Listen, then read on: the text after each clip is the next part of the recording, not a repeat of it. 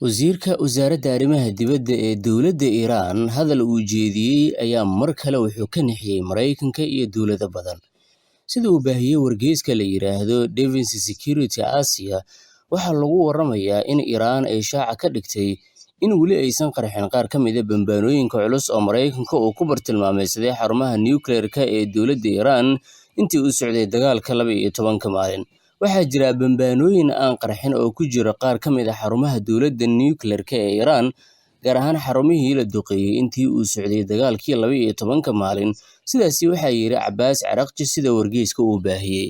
Hadalkan ayaa durba warbaahintu ay aad u falanqeynaysay, waxaana qaar ka mid ah falanqeeyaasha militariga ay faahfaahin ka bixiyeen hadalkan iyo waxa uu ka dhigan yahay. Caraqji waxaa hadalkiisa uu sii raaciyey, hadda waxaan wajahaynaa hanjabaado dhanka amniga iyo walaac aad u daran oo ay ku jirto suurtagalnimada soo qaadista shucaaca iyo hubka aan qarxin, uu yiri wasiirka arrimaha dibadda ee dowladda Iiraan. Hadalkan marka wuxuu si toos ah u sharaxayaa sababta dowladda Iiraan ay u diiday mar walba inay ogolaato kormeerka hay'adaha caalamiga ah wixii ka horreeyay dagaalka 12 maalin. Haddaba bamkan muxuu yahay? Waa mid ka mid ah bambaanooyinka culus ee loogu talagalay in lagu bartilmaameedsado dhismayaasha dhulka hoostiisa, waxaana qaadi karaya diyaaradaha dagaal ee B2 loo yaqaano oo Maraykanka uu leeyahay. Waa kuwa aad u culus, miisaankooda uu aad u badan yahay, laakiin qaraxooda dhabta waa dhowr tan oo waxyaabo qaraxa ah, sababtoo ah waxaa loogu talagalay dhulka aadka u hooseeya inay galaan oo ay burburiyaan dhismayaasha. Maraykankana wuxuu markii hore u sameeyey si loola dagaalamo waqooyiga Kuuriya oo leh xarumo nukleer oo dhulka hoostiisa ah. Haddii qaar ka mid ah bambaanooyinkan marka aysan ku qarxin gudaha dalka Iiraan, waxay Iiraan isku dayi kartaa inay kala furto oo ay ka barato teknoolojiyadda iyada oo injineeriyada dib ay u farsamayn karaan. Iiraan sidaasi oo kale waxay horey u samaysay diyaaradihii drone ee dowladda Maraykanka oo ay ka barteen teknoolojiyadda, kadibna ay soo saareen diyaaradaha isqarxinaya oo ay ku faanaan Iiraaniyiinta. Haddii tani Iiraan ay baratana, gaar ahaan sida loo sameeyo bambaanooyinkan ama teknoolojiyadooda ay ogaatana, waxay noqon karaysaa guul aad u weyn. Waana midda keentay inay falanqeeyaashu il gaar ah u yeeshaan hadalka ka soo yeeray wasiirka arrimaha dibadda ee dowladda Iiraan. Sidoo kale, Iiraan waxay saaxiib la tahay cadowga Maraykanka, waa Ruushka iyo Shiinaha, kuwaas oo iyaguna baadigoob u geli karaya bamkan, sidoo kaleetana ogaan karaya teknoolojiyadda iyo macluumaadka bambaanooyinka Maraykanka uu soo saaro. Si gaar ahaaneedna Shiinaha waxaa lagu yaqaanaa teknoolojiyadda iyo siday ugu dheereeyaan farsamada koobiyeynta iyo soo saarista kuwa tayadooda ay aad u sarreyso, iyadoo sanadihii lasoo dhaafay isbeddel weyn oo dhanka teknoolojiyadda ah Shiinaha uu sameynayay. Hadalka wasiirka arrimaha dibadda ee dowladda Iiraan waxaa la iska weydiiyey su'aal ah, miyay arrintan keeni karaysaa in Iiraan gantaaladan darteed loo bartilmaameedsado haddii Maraykanka aysan u ogolaanin soo wareejinta?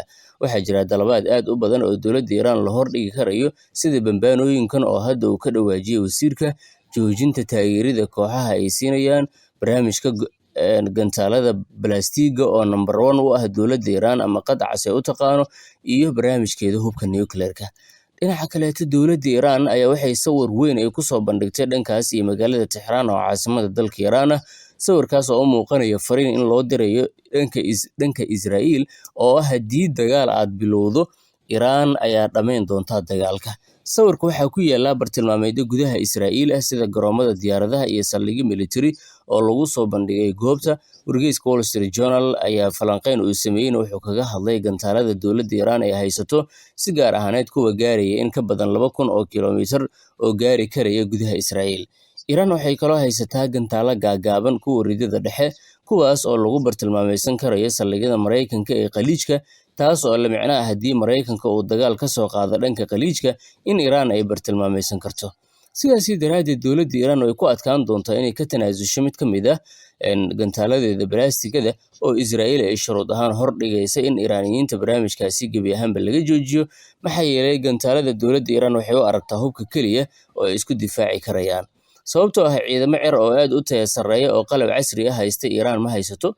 Sidoo kale, dhanka difaaca hawada sare waa tii laga adeegtay 12 maalin ee dagaalka u socday. Hubkan ayay u arki karayaan marka dheelitirka awoodooda iyo soo saarista barnaamijkooda nukleerka, waana tan ku qasbaysa inay qadcas u aqoonsadaan gantaalada balastiga oo Israa'iil ay doonayso in Iiraan laga faramoojiyo. Dhanka kale, waxaad moodaa dhaqdhaqaaq aan caadi ahayn inuu socdo oo Maraykanka uu sameynayo. dhaqdhaqaaqaasi oo ah in goobo dhowr ah la diyaariyo oo Iiraan laga bartilmaameysan karo. haddii Maraykanka uu ka weecdo in Iiraan uu ka weeraro jihada dalalka khaliijka, waxaa jirta jiha kale oo uu diyaarinayo marka la eego dhaqaaqyada militari ee socda, waana dhanka waqooyiga dalka Iiraan, ugu yaraan Armenia, Azerbaijan ama Turkmenistan. Turkmenistan waa tii shalay aan idinla wadaagay in la geeyey ciidanka Delta Force, kuwaas oo la sheegay dhaqdhaqaaq inay halkaasi ka sameynayaan. Xiriirka Iiraan iyo Azerbaijan waa uu wanaagsan yahay, laakiin waxaa kasii adag Azerbaijan iyo sidoo kale Israa'iil xiriirka ay leeyihiin. Waxaana la arkayaa diyaarado xamuul qaada oo militariga Maraykanka oo maalmihii ugu dambeeyey la sheegay inay si weyn ugu laalaabanayeen dalalka Armenia iyo Azerbaijan iyo Turkmenistan. Diyaaradaha militariga ee Maraykankana waxaa lagu waramayaa hawada Turkmenistan markay u soo dhowaadaan in calaamadaha lagala soconayo raadraaca gebi ahaanba inay dansanayaan. Arrintan waxay keentay falanqeeyaasha militariga inay isweydiiyaan, Maraykanka ma wuxuu Iiraan doonayaa inuu hal jiha oo keliya ka weeraro mise laba jiho oo ah waqooyiga iyo khaliijka? Haddii madaxweyne Donald Trump marka uu isticmaalayo keliya soo ururinta ciidankaasi tirada badan in cadaadis la saaro dowladda Iiraan, si gaar ahaaneed cadaadis dhanka siyaasadda, waxaa la isweydiinayaa muxuu Maraykanka ciidan aad u tiro badan weli ugu soo dirayaa dalalka bariga dhexe haddii ujeedadu ay tahay cadaadis siyaasadeed oo keliya? Mise waxaa la doonayaa in Qatar haddii ay timaadana ay ka jawaabaan ciidankan, kuwaas oo xitaa nidaam difaaciyadeedooda wata. Dhanka kalena aan kula wadaago, dowladda Hindiya waxaa lagu waramayaa inay gacanta ku dhigtay 3 ka mid ah maraakiibta shidaalka qaada ee dowladda Iiraan. Ciidanka dowladda Hindiya dhanka xeebaha ayaa sheegay in ay biyaha Arabian Sea loo yaqaan ama biyaha Carabta ay ka sameeyeen waxa ay ku tilmaameen howlgal ka dhan ah la dagaalanka shabakadaha caalamiga ah shidaalka sida sharci darrada u iibgeynaya. Waxaa lagu waramayaa marka 3 ka mid ah maraakiibta dowladda Iiraan in halkaas lagu qabtay oo ciidamada ilaalada dowladda Hindiya ay qabteen, waxaana ay kaga hortageen baa la yiri meel ay 185 kiiloomitir u jirta magaalada Mumbai. Maalin ka hor ayaana lagu waramayaa howlgalkan inuu dhacay, laakiin warbaahinta ayaa hadda baahinaysa. Ciidanka Hindiya ayaa bartooda Twitterka maalintii Jimcaha ku baahiyey warbixintan, laakiin warbaahinta ayaa si weyn u falanqeynaysay saacadihii la soo dhaafay, waxaana la isweydiiyey maxay tani ka dhigan tahay. Tani marka waxay muujinaysaa in wadamo kale ay dhinaca kala bilaabeen inay dowladda Iiraan cadaadis ay saaraan oo ay ka hortagaan dhaqdhaqaaqa maraakiibta shidaalka ee dowladda Iiraan.